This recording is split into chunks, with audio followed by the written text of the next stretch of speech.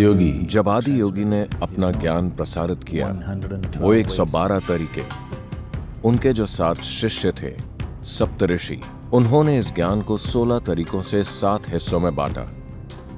तो उनमें से हर एक ने परम ज्ञान को प्राप्त करने के 16 तरीके सीखे।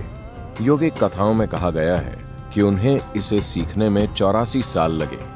इन 84 सालों में आदि योगी उनके लिए सिर्फ एक शिक्षक ही नहीं रहे, धीरे धीरे वो उनके लिए सब कुछ बन गए। जब सप्त ऋषियों ने इन 16 तरीकों को आत्मसात कर लिया, तब आदि योगी ने उनसे कहा, अब जाने का समय आ गया है, तुम लोगों को जाकर बाकी दुनिया के साथ इसे बांटना है। जब वो जाने ही वाले थे, उन्होंने कहा, लेकिन गुरु दक्षिणा का क्या हुआ? ऐसा नहीं है कि गुरु को दक्षिणा की जरूरत है, बात बस इतनी है कि गुरु चाहते हैं कि वो एक समर्पण की भावना के साथ जाएं, कुछ बहुत कीमती भेंट करके जाएं, क्योंकि समर्पण की अवस्था में ही एक इंसान अपने चरम पर होता है। तो आदि योगी शिव ने गुरु दक्षिणा मांगी। ये सातों भौचक्के रह गए, उन्हें क्या अर्पित करें?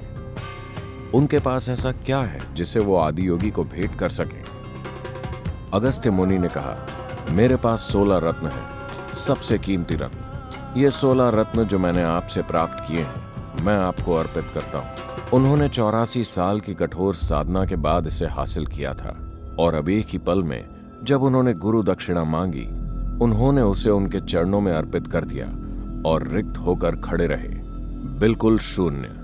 आदि योगी ने कहा, जाने का समय हो गया है। वो खाली हाथ वहां से चल पड़े, और ये उनकी शिक्षा का सबसे मुख्य पहलू था। चूंकि वो रिक्त होकर निकले, वो उनके जैसे बन गए। शिव का अर्थ है वो जो नहीं है, वो भी वो बन गए जो नहीं है। चूंकि वो ऐसे बन गए, इसलिए उन सातों में से हर एक के माध्यम से सभी 112 तरीकों को अभिव्यक्ति मिली।